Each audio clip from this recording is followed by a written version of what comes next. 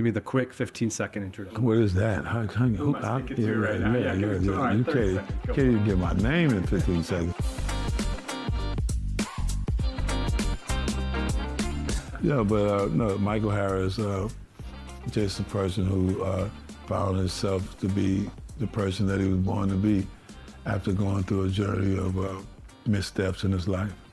You know, growing up in South Central Los Angeles and had a great family, just took my own route, which ended up being drugs, get involved in drugs on a major level. And like I always tell people, whether be good or bad, you're gonna get that karma that go with whatever you do. And I'm no different from anybody else. I got my dose of karma for the choices that I took, landed me in prison for 33 years. And like I tell people, it's not about, I don't like to use the word if, and I don't do that. My thing is what it is what it is. I deal with facts. Facts is that I didn't need to come to prison to find the best in me, but I found the best in me while I was in prison. Being involved with groups, like-minded thinking people who came from where I came from and came from places I didn't come from, but was able to sit down and realize that we can do things better, for our community, but also for ourselves and for our family. It's changed everything for me. So yeah, I don't carry the weight of the 33 years. I more like to focus on the benefit that I got from what I went through and the wisdom that I learned, and I like to share with other people when I have an opportunity to, every chance I get. So now, like I said, I have Our Community First is an organization that deals with education, job skills, prison reform, criminal justice reform, and also expungement. We're trying to work on getting people's sentences expunged once they're out and they're doing the work. They should have their full citizenship back. They shouldn't have all these different obstacles and I think we need to get this out, and people need to understand 1 out of 3 people are affected, whether it be somebody in their family, by these hang-on sentences that we don't move on from mentally and in actuality. And so that's the thing that I think that is missing. It's 2 things I think missing. That more examples of what San Quentin do in state and federal prisons. People focusing on making somebody a whole person once they're released and they're doing the work. If one person benefits from other people's efforts, it's priceless. But when hundreds and thousands of people are benefiting from this initiative and other initiatives that San Quentin is involved with, but in particular, the last mile, it's more than a hit record. It's a home run. You know what I mean? It's one of those. It's that last shot at the end of the game that changes everything. What we see here at San Quentin, what Last Mile is doing and other meaningful groups, I think that if this is duplicated across the country, at some point there will be no reason for prisons. And the few incidents that they will be isolated. But in terms of the people coming home on a positive level and being able to change not only their own family, but their community as examples. Because when you know better, you do better. And when you don't, you repeat what you know. I always tell people, they're coming home. What kind of person would you want them to be? Especially when it could possibly be your neighbor. You want them to be the best human beings they could be. And so supporting these type of groups across the country would be to your own benefit. And it's just the human thing to do. You do one of these GQ kind of things? Yeah. Making a statement. How long have you guys known each other? How long did this Too long. But I know for a fact that when I went in to speak to the men inside San Quentin in 2010, never been in prison before, never really had any knowledge of the system, didn't have anybody in my family been in prison, completely new, and they asked me to walk in to San Quentin at night to do a talk to a group of 50 guys in this packed room. That was, what group that was? That was my group. That was your group?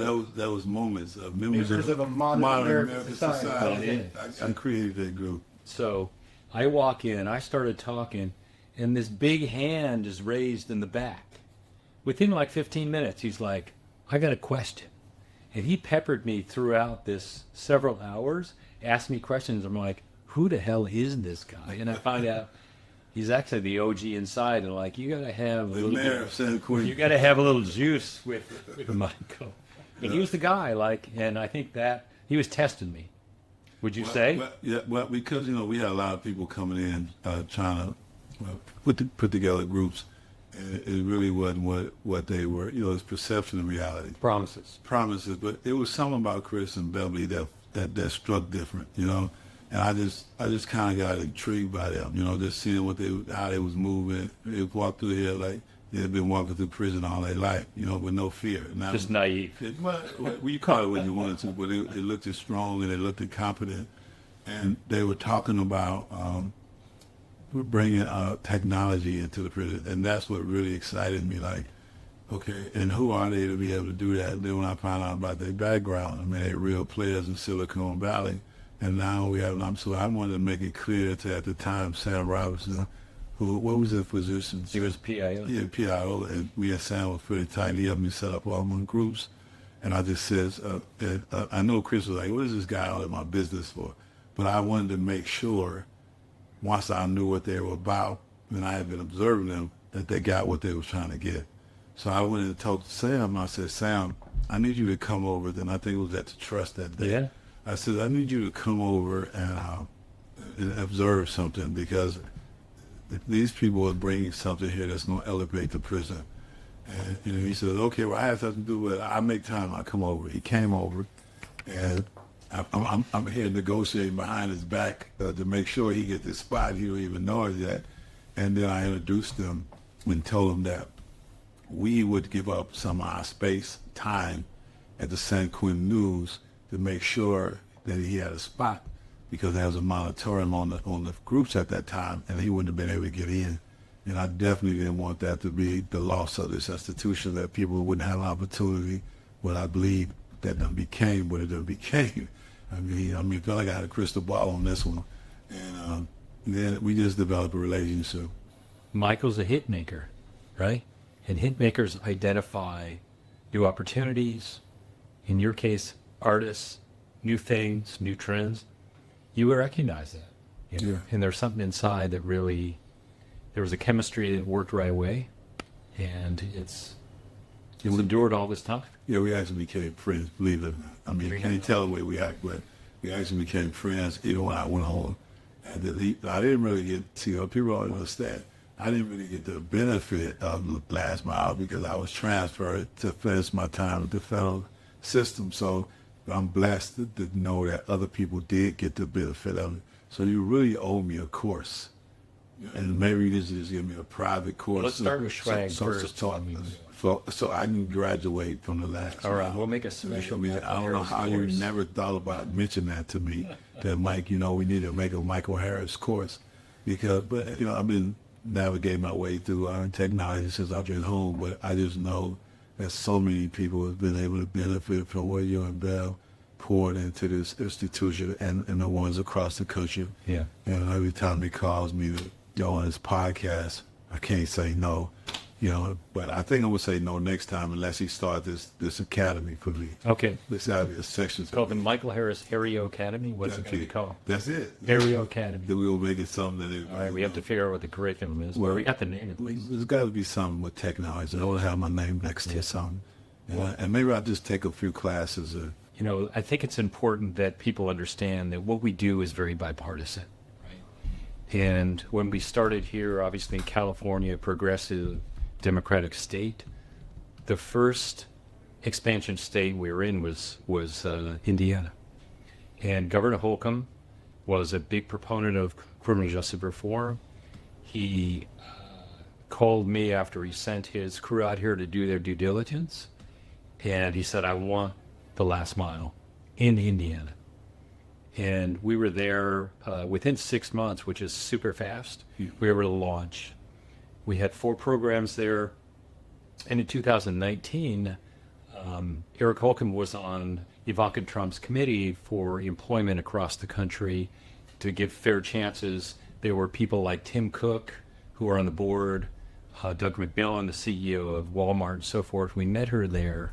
She believed in the program, what we were doing, and at the end of that first term of 45, and this really exemplifies the bipartisan nature of what is happening across the country, there was an opportunity for commutations, and Michael had the opportunity there. We wrote a letter for him, and he had a lot of support, but he was commuted after 33 years. And I think that's just a combination of... Well, you leave it out something. Even though I didn't get the benefit of your particular group when so many other people did, I did get the benefit of all the other groups and my association with your group. Right. Your association with the fact that I had a small part in helping birth you. Right. Well, I mean, I'm going to say that loud one day. So, No, I take it. I'm not arguing. no, it's not. Mike, could you take some off? But no, but seriously, when the president and this committee saw the work that I had done in San Quentin, it was one of the reasons why I was able to get my sentence commuted. So that's why a lot of people don't know. Some people say, well, I don't know why I'm really doing this, I'm doing this. We're doing it to enrich yourself. If nothing else happens, even if you don't leave prison, the fact that you'll be able to elevate and become the best human being you could become. And some people have life sentences and feel like they will never go home. But if you do the work now, you're prepared. You don't have to get prepared. And sometimes somebody could see what you're doing when you're not looking. They could change the trajectory of your life in terms of you getting out of here. And so I just think that when we have a captive audience like we have here with people that's incarcerated, that every chance they get to take advantage of these opportunities, they should jump on it 10x. Yep. Because they're not given these type of opportunities in society. And so that's another story. But the fact that they are here, and we need to jump on it, and so that we can help, repeat this outside so people never come to prison. That's the circle I like to see. The young people need to learn what these guys are teaching adults who never had the opportunity to learn. Yeah. Man, that was well articulated. Let's do this. All right. Thank you, brother.